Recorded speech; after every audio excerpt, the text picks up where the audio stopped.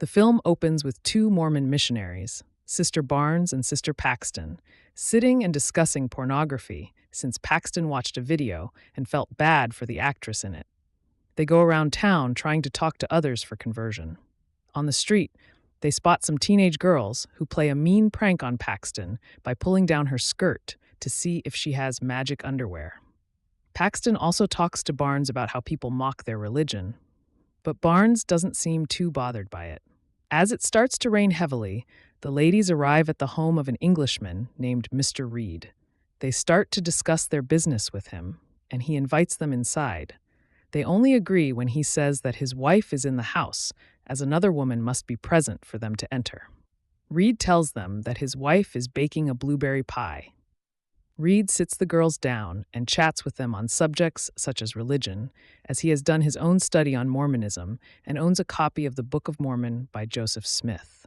Other topics discussed include how Sister Barnes's father passed away from ALS and how they specifically do not discuss Taco Bell.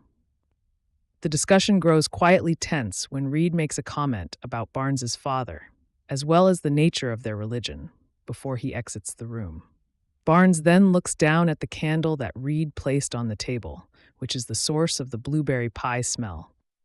Barnes and Paxton get uncomfortable and try to find a quiet way to leave the house as they deduce that there is no Mrs. Reed. The front door ends up locked, and they have no signal to call for help.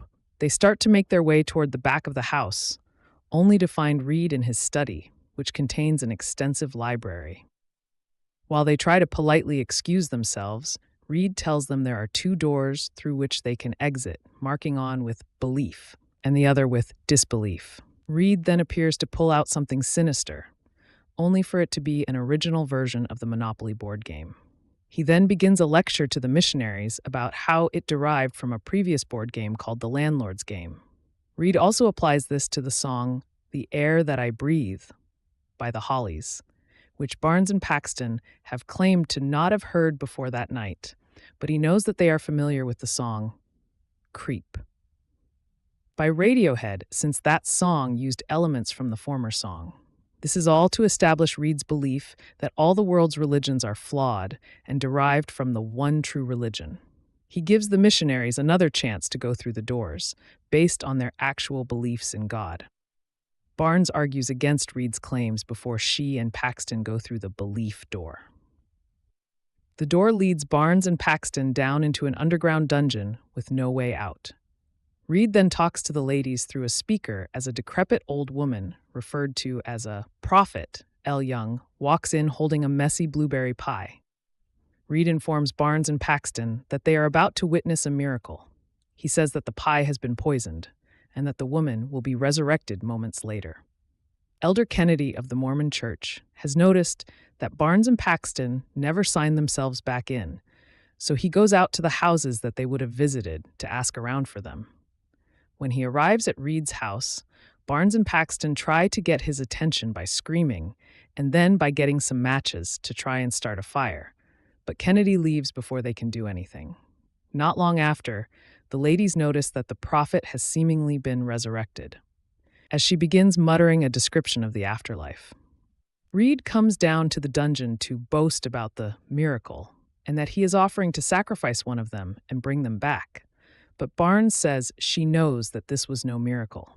She tells Reed why she and Paxton don't talk about Taco Bell, which is because Barnes was clinically dead after an E. coli infection, and her near-death experience was similar to what the prophet was describing.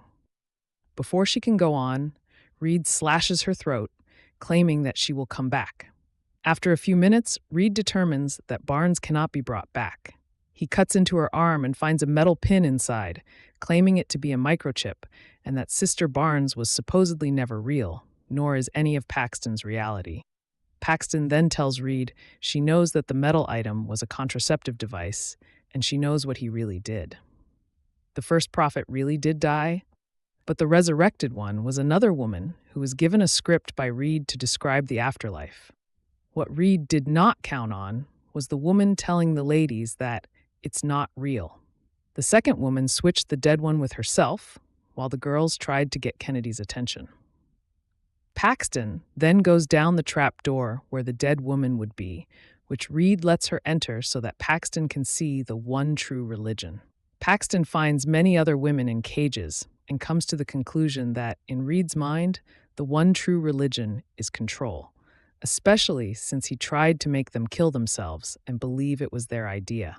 As Reed tries to taunt Paxton, she stabs him in the throat with a hidden letter opener that Barnes gave her for protection. She runs for an exit but doesn't make it far before Reed stabs her in the gut with the letter opener. As they start to bleed out, Reed says to pray for them.